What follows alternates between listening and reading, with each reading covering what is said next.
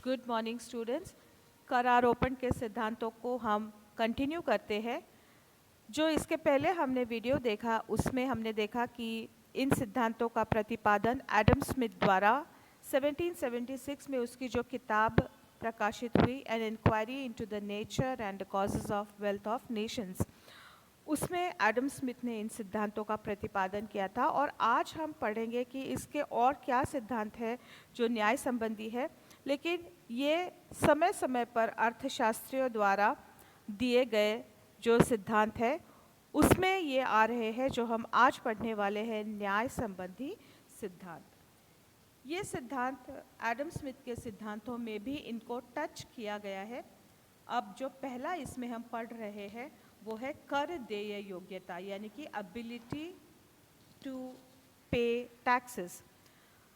हर व्यक्ति की कर देय क्षमता कितनी है ये तय करता है, ये डिपेंड करता है कि उसकी आय कितनी है।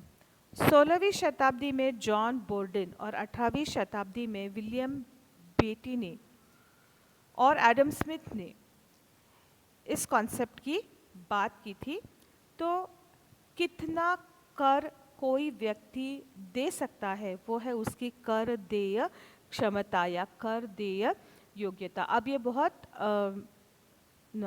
ऑब्वियस सी बात है कि जिस व्यक्ति की आय अधिक है उसकी कर देय क्षमता अधिक है, और जिस व्यक्ति की आय कम है उसकी कर देय क्षमता कम है। तो करारोपण जो है वो कर देय क्षमता के निर्धारण के बाद ही किया जाना चाहिए। यहाँ पर ये बात ध्यान रखनी चाहिए कि जितनी कर देने की क्षमता है उससे अधिक यदि कर व्यक्ति से लिया जाए तो सबसे पहले तो असंतोष पैदा होता है व्यक्ति के मन में, कर लेने वाली सरकार के प्रति रोष पैदा होता है। और अर्थव्यवस्था के हिसाब से अगर हम बात करें तो जो सबसे बुरी बात होती है वो ये है कि बचत और प्रोडक्टिविटी एंड इन्वेस्टमेंट, यानी कि सेविंग्स और इन्वेस्टमेंट, ये जो दो चीज़ें हैं किसी भी अर्थव्यवस्था के चक्र को लगातार चलाते रहने के लिए, ये जो दो इम्पॉर्टेंट चीज़ें हैं इनको हतोत्साहित किया जाता है, बचत को और इन्वेस्टमेंट को। क्योंकि जब कोई व्यक्ति एक्स्ट्रा वर्क करता है, काम करता है, तो वो एक्स्ट्रा अर्न करता है। अब अगर इस अर्निंग पर भी टैक्स लगा दिया जाए या टैक्स की इतना अधिक टैक्स हो कि उस अर्निंग में से उस व्यक्ति को अपनी ज़रूरतें भी वो ढंग से नहीं कंप्लीट कर पा रहा है, या अपनी ज़रूरतों को पूरा करने के बाद, उसकी नीड्स को कंप्लीट करने के बाद जो बचता है वो कोई भी इन्वेस्ट करता है। तो वो जब वो इन्वेस्ट करेगा तो उस इन्वेस्टमेंट पर भी जब टैक्स लगाया जाएगा, उसकी जो अर्निंग है इन्वेस्टमेंट अर्निंग, उस पर भी टैक्स लगाया जाएगा, या उसके ऊपर इतना टैक्स लगाया जा रहा है कि वो कुछ बचा ही नहीं पा रहा है। तो एक नॉर्मल ह्यूमन टेंडेंसी है कि जब इस चीज़ से हमें कोई फ़ायदा नहीं हो रहा है तो हम ये चीज़ क्यों करें। अगर हम एक्स्ट्रा काम कर रहे हैं लेकिन एक्स्ट्रा अर्निंग में से अगर हमको टैक्स ही देना पड़ रहा है तो हम एक्स्ट्रा काम क्यों करें, हम इन्वेस्ट ही क्यों करें। क्योंकि जो भी हमारे रिटर्न्स है उसमें काफ़ी सारा हिस्सा तो टैक्स में चला जाता है, तो हम इन्वेस्ट क्यों करें। तो ये दो चीज़ें यदि हतोत्साहित होती है तो अर्थव्यवस्था का चक्र जो है वो लगातार चलेगा नहीं, ये बीच में अटक सकता है। इसलिए कर देय क्षमता का निर्धारण बहुत ज़रूरी है, और कर उतना ही लगाया जाना चाहिए जितना कि व्यक्ति दे सके। अब जो नेक्स्ट सिद्धांत है वो है सेवा लागत सिद्धांत। इसके अनुसार जो सरकार आपको सेवाएं देती है, जो सरकार आपको फैसिलिटीज़ देती है, उसके लिए भी सरकार को लागत आती है। वो हर कोई भी चीज़ फ्री नहीं है, दुनिया में कोई भी चीज़ फ्री नहीं है सिवाय यूट्यूब के इन लेक्चर्स के। लेकिन इसके लिए भी आपको आपका नेट पैक, आपका फ़ोन, और अभी अभी आपने देखा कि 20% बैटरी रह गई है, तो ये इलेक्ट्रिसिटी के एक्सपेंसेस इसको चार्जिंग करने के ये देने ही पड़ते हैं। अब coming back to the point, जब सरकार आपको सेवाएं देती है तो ये सरकार को फ्री में नहीं मिलती है, सरकार को भी इसके लिए लागत आती है, कॉस्ट आती ही है।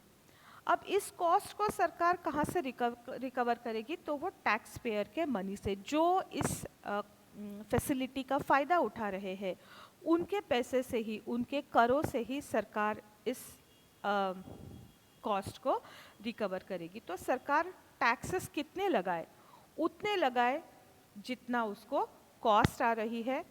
ऐसा नहीं हो कि गवर्नमेंट एक्सचेकर में उसने जितना खर्च किया है उससे अधिक पैसे बचे हैं, इसका मतलब कि सरकार ने उन पैसों को या तो ढंग से खर्च नहीं किया, या सेकंड पॉइंट है कि जितनी ज़रूरत थी उससे अधिक लोगों से लिया।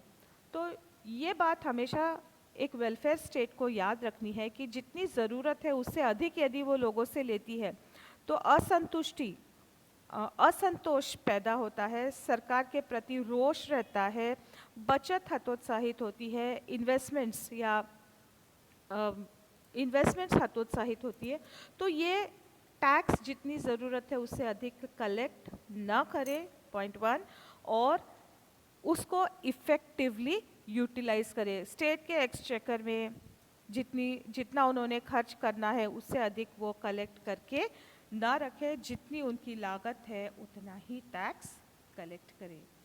अब जो नेक्स्ट है वो है अधिकतम कल्याण का सिद्धांत या मैक्सिमम एडवांटेज, मैक्सिमम वेलफेयर या सोशल एडवांटेज, अधिकतम सामाजिक कल्याण।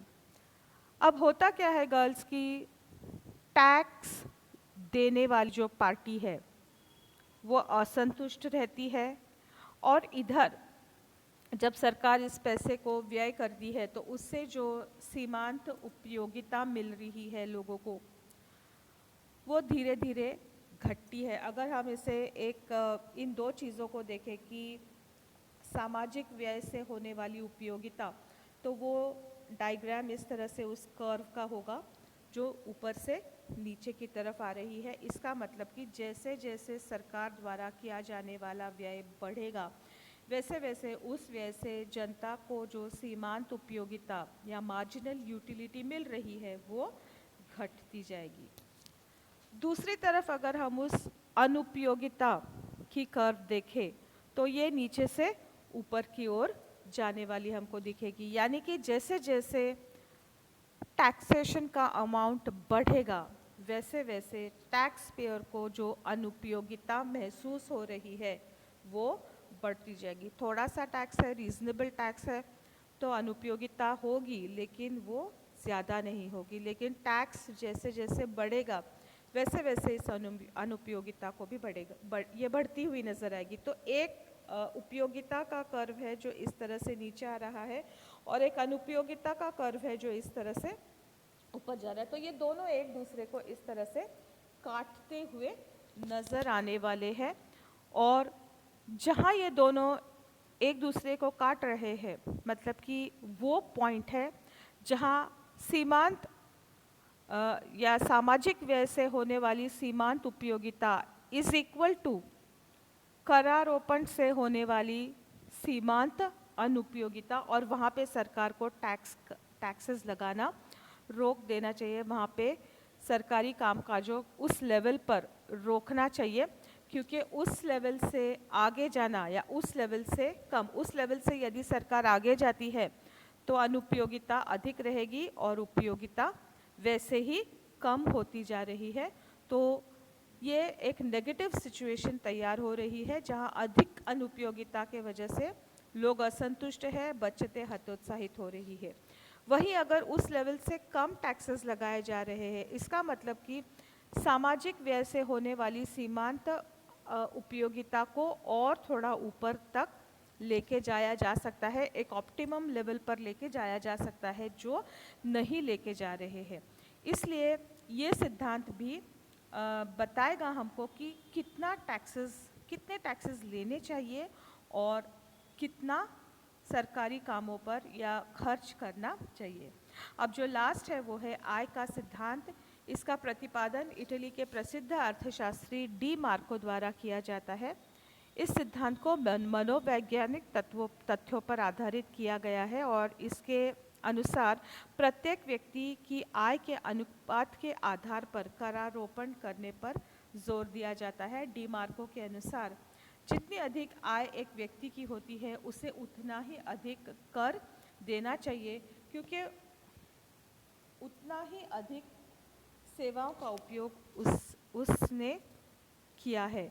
अतः धनी व्यक्ति अधिक तथा निर्धन व्यक्ति कम कर देगा। इस प्रकार करों का निर्धारण आय के अनुपात में किया जाना चाहिए। तो यह सिद्धांत पूर्णतः आय के अनुपात में करों को लगाने की बात कर रहा है। और अब जो नेक्स्ट सिद्धांत वो है कोलबर्ट द्वारा दिया गया वित्तीय सिद्धांत। अब कोलबर्ट क्या कहते हैं, बत्तख को इस प्रकार नोचो कि वह कम से कम शोर मचाए।